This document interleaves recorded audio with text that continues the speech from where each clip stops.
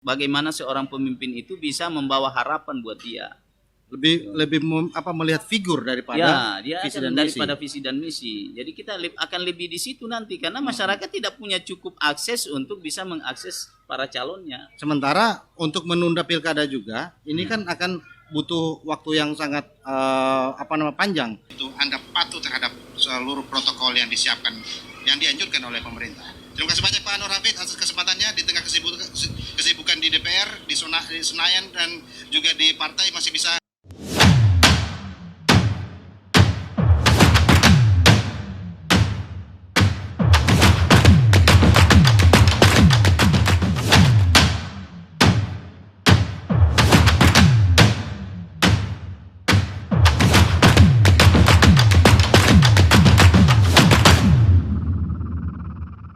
Yang pertama, kalau pusat kan hari ini ada subsidi kuota. Kalau tidak salah 100.000 per siswa ya, per siswa per murid per bulan. Nah, tapi kan itu bagi yang memiliki perangkat dan memiliki akses jaringan. Tapi mereka yang tidak, di beberapa daerah saya lihat mereka ada yang mencoba masih tetap melakukan pendidikan langsung. Nah, halo teman-teman, bertemu lagi di Abdi Mari Channel. Kita baru mendengar sepotong video yang podcast beberapa hari yang lalu. Ini podcast yang menurut saya paling menarik dari beberapa podcast yang sudah digelar oleh teman-teman di Podcast Palu, karena podcastnya menghadirkan anggota DPR dari Komisi 9 Pak Haji Anwar Hafid yang juga Ketua Partai Demokrat Sulawesi Tengah. Yang menarik di podcast bersama Pak Anwar Hafid ini yang sudah kami rekam beberapa hari lalu itu adalah gagasan-gagasan dia tentang pendidikan dan juga kesehatan. Teman-teman yang mengundang Pak Anwar Hafid ini juga perlu diberi apresiasi, karena menurut saya salah satu narasumber yang harusnya memang sejak lama kami hadirkan di meja bundar podcast Palu adalah orang-orang seperti Pak Anwar Hafid itu. Siapa dia? Ya, Pak Anwar Hafid ini adalah mantan Bupati 2 periode di Kabupaten Morowali.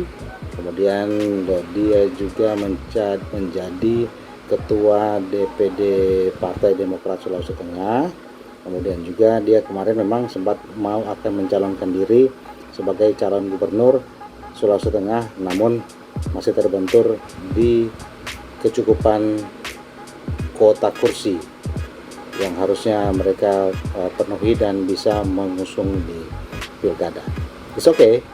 Sepertinya meskipun dia tidak jadi gubernur, menjadi pemimpin di periode ini, tapi gagasan-gagasan dia dan juga teman-temannya di Senayan juga kita harus berikan apresiasi, karena melalui mereka inilah wakil-wakil kita yang ada di sana yang perlu kita bebankan apa yang kita sebut dengan aspirasi kepada Pak Anwar Hafid. Sangat cerdas memang Pak Anwar Hafid ini. Saya sangat senang bisa mewawancarai beliau langsung di podcast Palu. Nah, biar lengkap mungkin teman-teman bisa langsung menyaksikan hasil podcast saya bersama Bapak Haji Anwar Hafid berikut ini.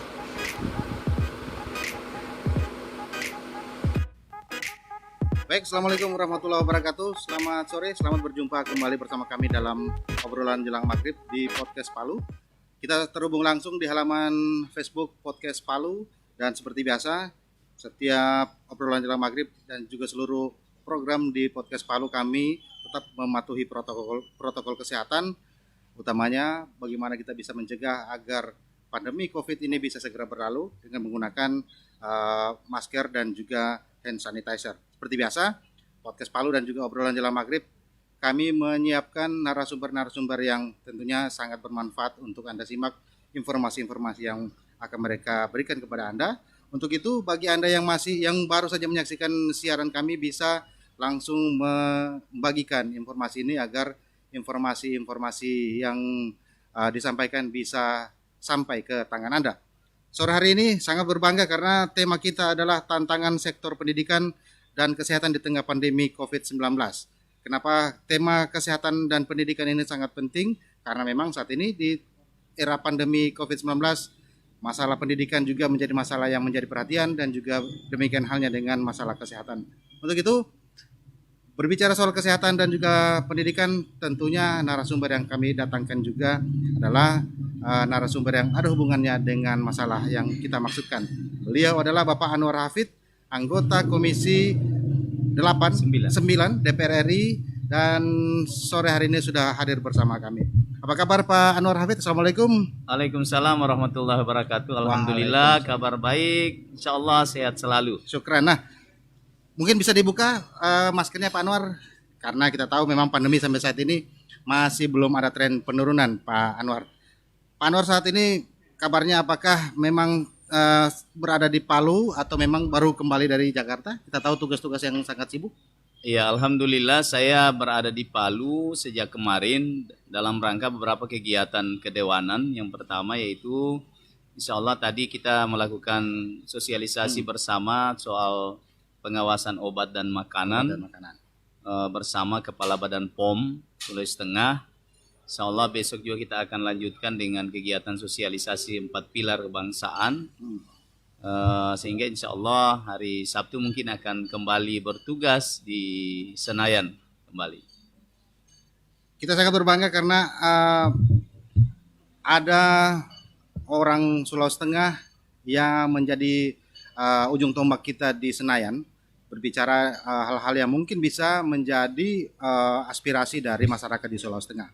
Kita mungkin lebih awal bicara soal pendidikan, Pak Anwar. Kita tahu bahwa ketika Pak Anwar kemarin menjadi Bupati 2 periode di Morowali, masalah pendidikan adalah masalah yang concern dibahas oleh Pak Anwar dan ketika menjadi Bupati. Kemudian itu juga ternyata ada linear sama tugas-tugas Pak Anwar ketika menjadi anggota DPR RI. Nah, bicara soal sektor pendidikan di tengah pandemi ini, apa yang Pak Anwar perjuangkan di DPR di Senayan sekarang? Iya, terima kasih banyak. Jadi yang pertama memang kalau kita bicara yang menjadi hak dasar rakyat itu kan sesungguhnya ada 2 hal yang mendasar. Yang pertama bagaimana rakyat bisa memperoleh pendidikan dari negara, dan yang kedua bagaimana masyarakat bisa memperoleh pelayanan kesehatan dari negara. Ya. Nah, 2 hal ini berpijak dari sini sesuai dengan landasan undang-undang, maka tentu kebijakan negara juga tentu akan sangat berpihak kepada 2 hal ini. Itu soal pendidikan dan kesehatan. Nah, bicara soal kesehatan, sekalipun memang di dalam tugas pokok saya sebagai Komisi 9 tidak bersentuhan langsung dengan masalah pendidikan, tapi yang namanya legislator harus bisa memahami dan bisa menyuarakan semua hal yang berkaitan dengan kepentingan masyarakat yang ada di dapilnya masing-masing. Nah, pendidikan hari ini kita memang melihat ada beberapa masalah yang timbul sebagai akses dari adanya wabah COVID-19 ini. Yang pertama bahwa tentu kita dihadapkan kepada sistem pendidikan kita yang sekarang lain daripada yang lain. Masyarakat kita sekarang harus terpaksa anak-anak kita belajar lewat online misalnya, melalui Zoom dan sebagainya. Tidak bertatap muka langsung, dan ini berimplikasi tentu yang pertama bahwa tidak semua di Republik ini jaringan itu tersedia. Ya. Kemudian yang kedua, tidak semua juga rakyat ini memiliki perangkat untuk bisa mengakses lain daripada sistem pendidikan kita yang baru ini. Itu problem yang sangat mendasar saya lihat di tengah COVID-19 saat ini. Nah, kalau formula yang mungkin tengah digodok oleh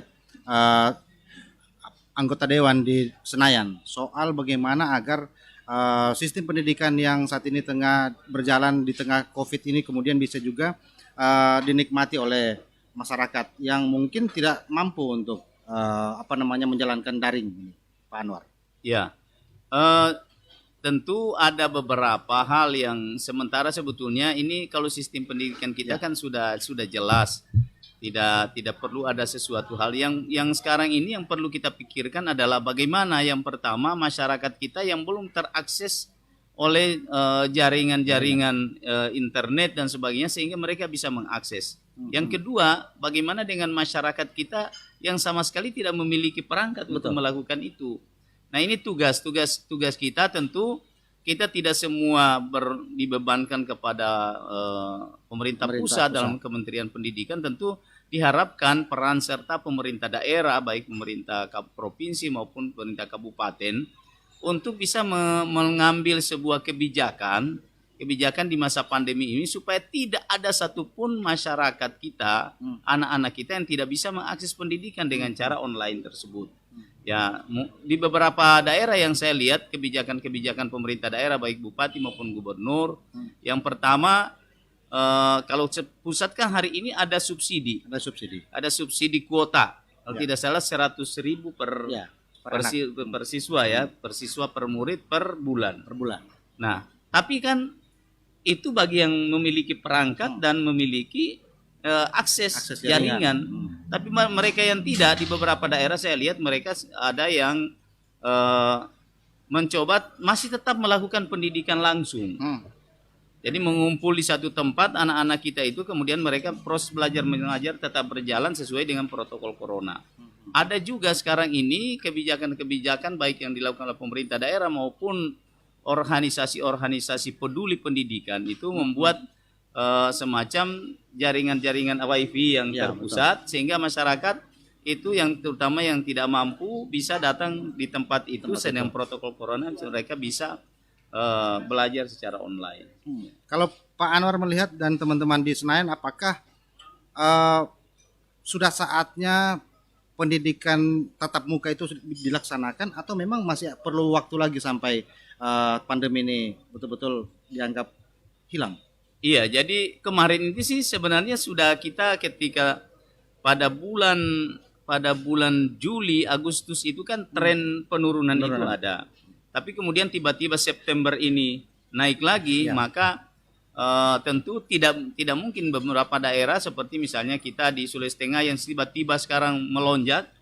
Ya, sudah ada beberapa bupati yang harus menghentikan sekolah lewat langsung tatap muka.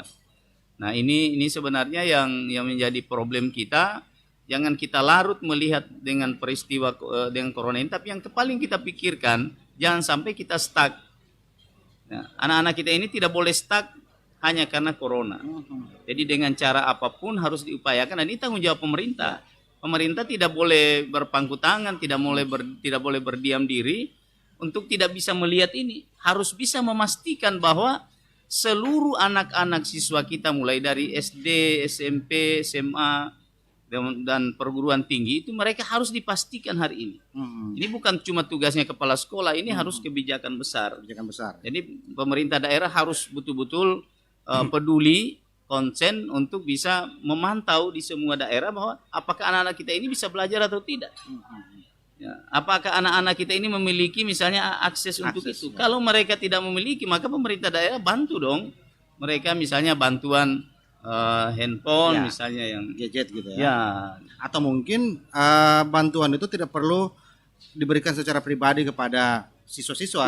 Pengadaan itu kemudian diadakan untuk sekolah, kamu bisa digunakan nanti bersama. Bisa gitu, dipinjamkan pada saat itu, nanti setelah menjadi inventaris skora. Dan saya kira tidak terlalu susah untuk bisa ini. Saya dulu waktu saya bupati, jangankan dulu saya pernah program 1 laptop 1 guru di Morowali.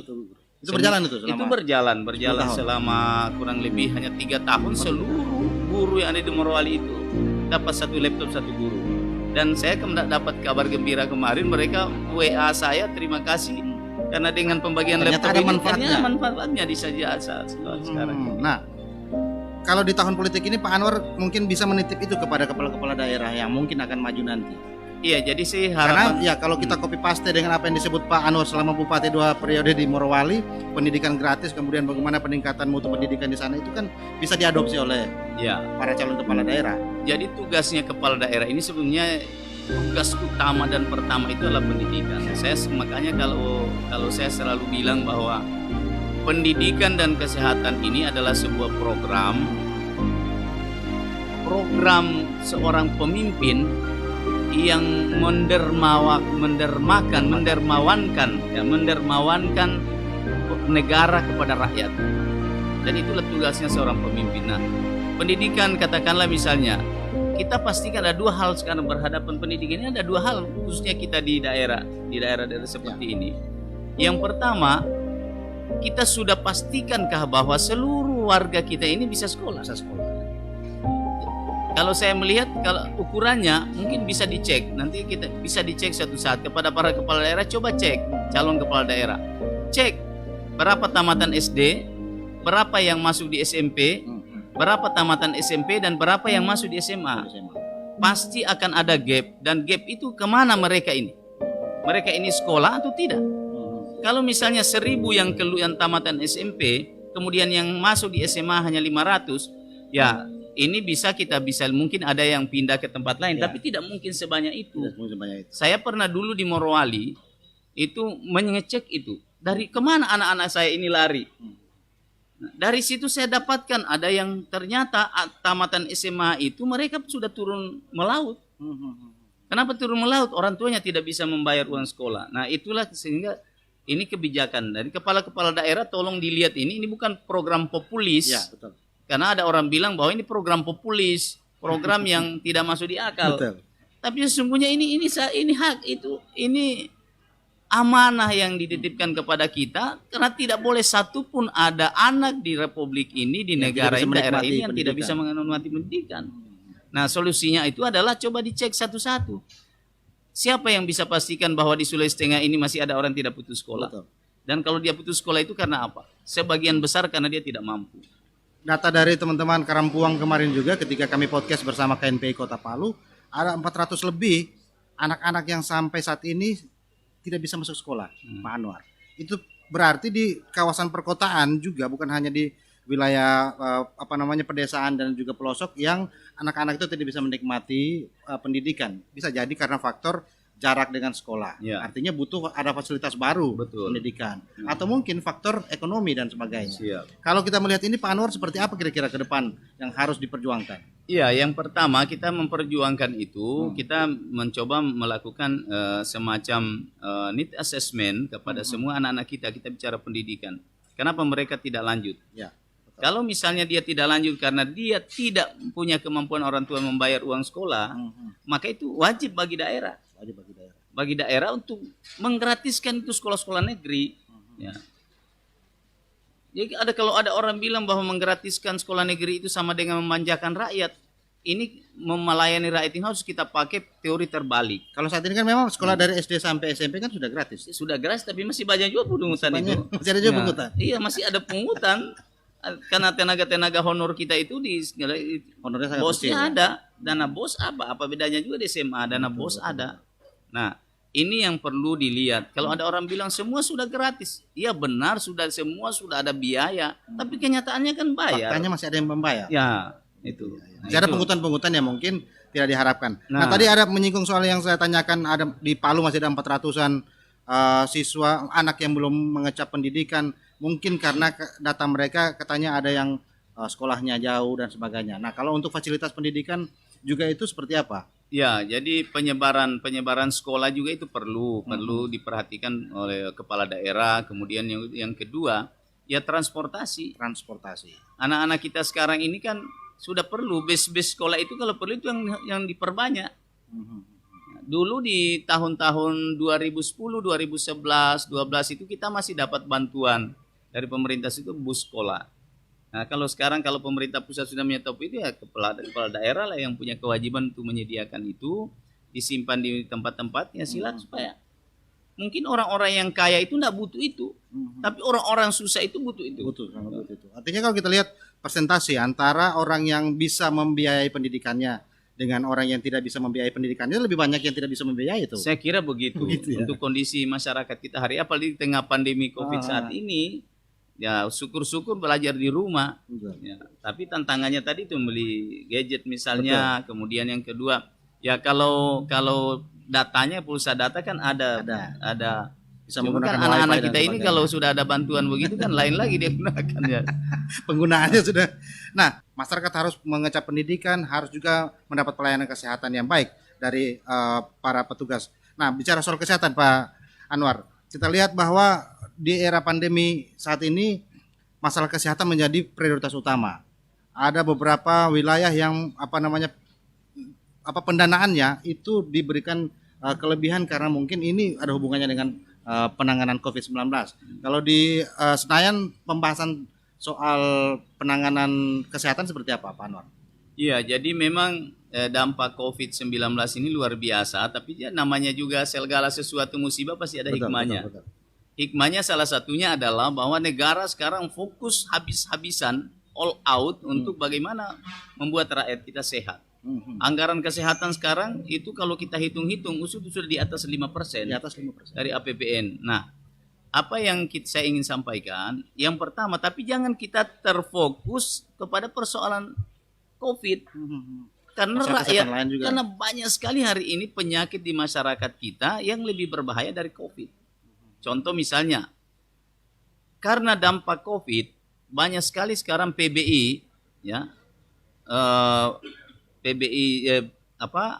BPJS, bantuan daerah itu, ya, penerima bantuan iuran dari daerah, karena daerah sekarang kekurangan karena refocusing anggaran untuk pembiayaan COVID, maka banyak itu daerah yang menghapus sebagian tanggungan BPJS untuk PBI daerah itu dihapus oleh pemerintah daerah dari data Kemensos. Betul. Maka orang-orang ini kalau dia pergi berobat dengan membawa kartu Indonesia Sehat, ketika diperiksa itu tidak aktif. Kenapa tidak aktif? Karena sudah tidak tercatat namanya di pusat.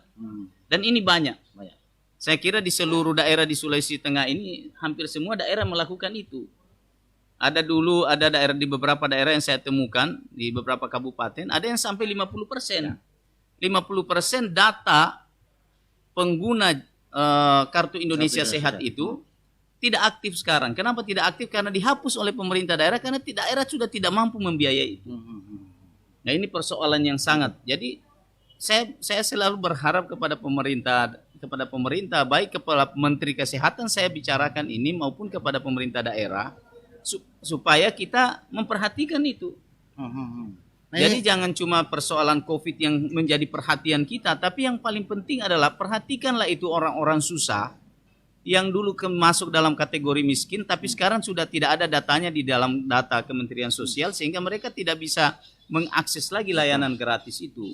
Kan kemarin salah satu keluhan dari kepala-kepala daerah di Sulawesi Tengah itu untuk menggratiskan pendidikan kata mereka susah karena BPJS juga sudah dinonaktifkan oleh provinsi. Jadi mereka agak kesulitan untuk melakukan yang mereka soal gratis kesehatan itu. Nah, tapi kalau masalah misalnya sudah BPJS sudah dinonaktifkan, apakah ada solusi lain itu agar masyarakat bisa menikmati kesehatan yang itulah yang saya bilang bahwa ini kan kita ini orang tua ya. Betul. Bupati, gubernur itu laksana orang tua. Nah, orang tua itu kalau dia tanggung jawab kepada anak-anaknya, maka tidak boleh tidak. Kalau anaknya sakit, mau dia berutang, mau dia apa, anaknya harus berobat. Itu orang tua begitu kan? Kendati dia jual pohon kelapanya, anaknya sehat harus berobat. Nah, kalau seorang bupati, seorang gubernur misalnya, ketika ada warganya seperti itu, tidak boleh bilang alasan tidak ada uang, tidak boleh. Karena ini hak dasar rakyat. Rakyat wajib hukumnya. Rakyat harus menuntut negara kalau ada orang miskin di Indonesia ini yang tidak bisa berobat karena dia tidak punya uang. Jadi tidak ada alasan bahwa tidak ada anggarannya. Cabut itu anggaran yang lain. Masih lebih penting itu kesehatan rakyat daripada anggaran lain. Kak, coba, ikan ironis. Kita bilang tidak ada anggaran kesehatan. Tapi kita bisa bangun jalan. Betul. Kita bisa bangun gedung, rehab rumah jabatan dan sebagainya. Coba. Kan ironi ini. Rakyat terbaring di rumah sakit atau terbaring di rumahnya tidak mau ke rumah sakit karena dia tidak punya uang. Sementara kita pemerintah masih enak-enak mau bangun apa segala macam. Mana lebih penting? Betul. Bangun gedung atau kesehatan rakyat. Kan di situ intinya sebetulnya.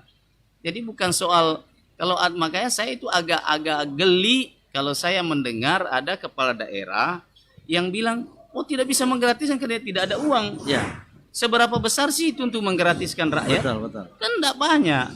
Kalau pengalaman Pak Anwar ketika di Morowali menjadi pemimpin 2 periode, masalah kesehatan di sana seperti apa yang Pak Anwar berikan kepada Ya, masyarakat? dulu saya waktu di sana satu-satunya sebetulnya bupati di Sulawesi Tengah ini bisa ditanya. Satu-satunya kepala daerah di Sulawesi Tengah ini yang sampai saya berhenti tidak bekerja sama dengan BPJS itu saya. Kenapa? Karena saya mau murah. Saya bikin jam sosda, maka siapapun rakyat Morowali yang berobat di kelas 3 mau di seluruh Indonesia ini semua biaya ditanggung oleh daerah. Dan itu tidak mahal. Dalam 1 tahun saya hanya bisa mengeluarkan uang 10 miliar. Seluruh rakyat Morowali, mau orang kaya, mau orang miskin, kalau dia berobat di kelas 3, itu dibayar oleh Pemda. Itu pos anggaran dari mana, Pak Anwar? Pos anggarannya dari Pos anggaran di APBD. APBD diambil 10 miliar. APBD kita katakanlah 1,3 triliun. 10 miliar berapa?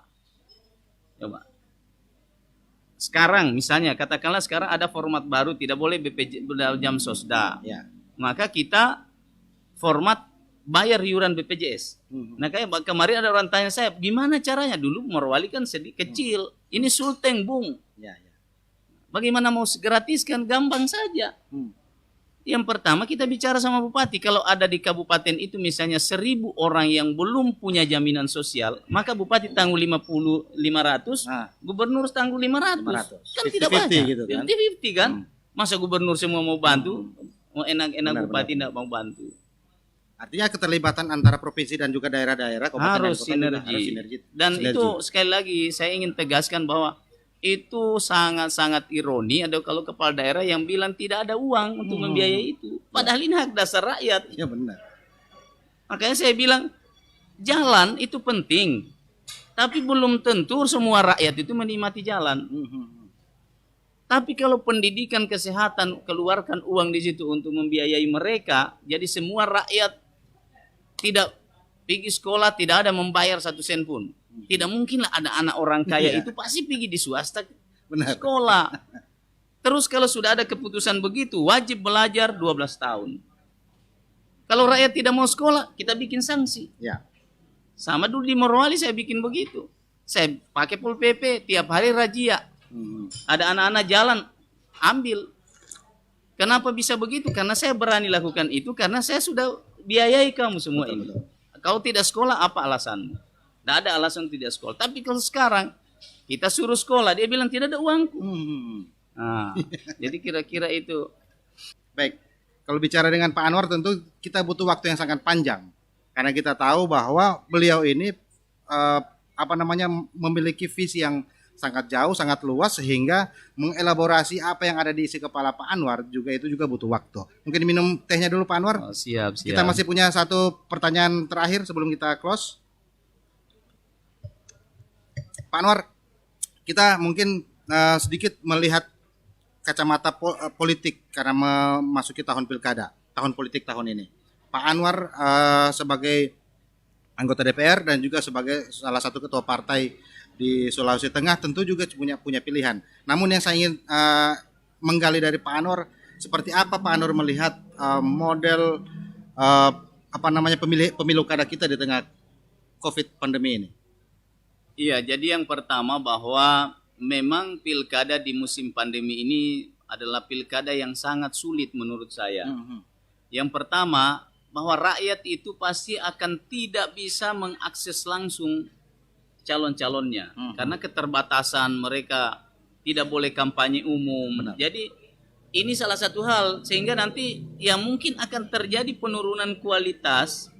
Rakyat itu tidak hanya memilih bukan calonnya yang punya kualitas. Rakyat itu dalam memilih tidak karena mendengar apa yang menjadi visi misinya, tapi hanya mendengar mungkin dari macam-macam informasi yang tidak salah.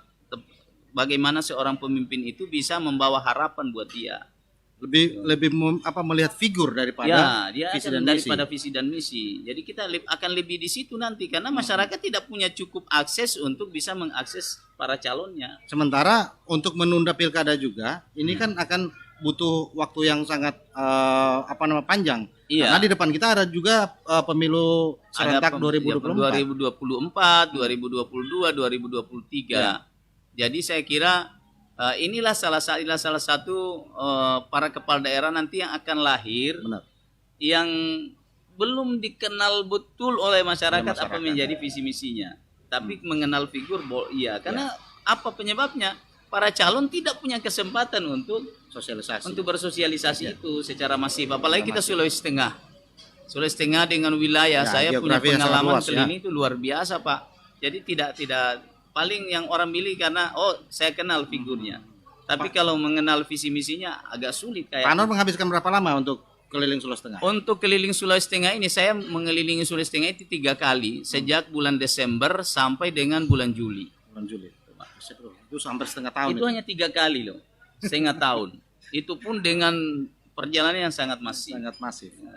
Baik, Pak Anwar, sebagai closing statement, harapan Pak Anwar di tengah pandemi ini, kemudian juga kita memasuki tahun politik, agar suhu masyarakat juga bisa adem dan tentram, juga bagaimana agar ada solusi bagi masalah pendidikan dan juga kesehatan. Anwar, ya, jadi saya ingin menghimbau kepada seluruh masyarakat Provinsi Sulawesi Tengah yang bisa mendengar langsung apa yang saya sampaikan pada kesempatan ini. Yang pertama, mari kita selamatkan rakyat dari COVID-19. Itu yang paling penting. Jadi siapapun dia, baik para calon, para tim sukses, kemudian para kepala daerah, itu mari kita coba mementingkan itu. Dengan cara apa tentunya? Bukan tidak boleh ada pertemuan. Pertemuan dibolehkan, tapi protokol kesehatan harus berjalan, wajib hukumnya. Ya, itu yang pertama. Kemudian yang kedua, saya menghimbau masyarakat supaya di mana saja berada, keluar rumah harus menggunakan masker. Tidak usah kita menunggu hukuman dari aparat untuk bisa menggunakan masker, tapi mari kita gunakan masker karena itulah salah satu cara kita untuk mencegah penyebaran ini. Kemudian yang ketiga, di pandemi saat ini kita menghadapi pilkada, tentunya mari kita jaga kesehatan dan tentu mari kita berusaha untuk bisa menyimak baik-baik, baik kampanye secara virtual maupun secara langsung kepada para pasangan kita, baik tingkat 2 maupun tingkat 1. Itu harapan saya. Kemudian saya berharap kepada seluruh masyarakat di tengah COVID pandemi ini harus tetap produktif. Ya, jangan sampai tidak produktif karena kita takut sama corona, tapi kita juga harus takut kita bisa makan atau tidak. Nah, jadi kita bagaimana caranya? Solusinya hanya satu, gunakan protokol corona, menggunakan masker, suka mencuci tangan, menjaga jarak. Nah, insya Allah kita akan terhindar bebas dari wabah virus corona. Baik, terima kasih banyak Pak Anwar Hafid. Dan buat Anda yang masih menyaksikan live podcast kita sore hari ini, apa yang sudah disampaikan oleh Pak Anwar Hafid tentu juga itu menjadi harapan kita semua. Bagaimana agar pendidikan ini bisa diakses oleh seluruh lapisan masyarakat, demikian halnya juga dengan kesehatan. Pemerintah juga harus hadir di tengah masyarakat ketika masyarakat membutuhkan kesehatan dan juga membutuhkan pendidikan. Nah, di era pandemi ini yang paling penting memang Anda harus benar-benar peduli terhadap kesehatan Anda dan juga keluarga serta lingkungan Anda. Dengan cara seperti apa? Cara seperti yang disebutkan oleh Pak Anwar Hafid, yaitu Anda patuh terhadap seluruh protokol yang disiapkan, yang dianjurkan oleh pemerintah. Terima kasih banyak Pak Anwar Hafid atas kesempatannya di tengah kesibukan di DPR, di Senayan dan juga di partai masih bisa hadir di tempat kami, undangan kami di meja bundar di podcast Palu. Kita berharap Pak Anwar Hafid tetap sehat dan juga bisa terus berjuang untuk masyarakat di Sulawesi Tengah. Amin, amin, ya rabbal alamin. Untuk Anda yang menyaksikan podcast. Nah, itu bagian dari cuplikan podcast saya bersama Bapak Anwar Hafid. Bagaimana? Keren kan? Ya, ini idola saya sebetulnya, Bapak Anwar Hafid. Insya Allah dia akan menjadi pemimpin di masa yang akan datang di Sulawesi Tengah. Karena gagasan-gagasan dia soal pendidikan, soal kesehatan, soal kebangsaan dan sebagainya juga itu harus betul-betul diterapkan di masyarakat Sulawesi Tengah. Itu saja barangkali teman-teman sekalian. Kita akan bertemu di vlog berikutnya. Tetap di channel ini, channel Abdi Mari. Selamat bertemu lagi. Wassalamualaikum dan ciao.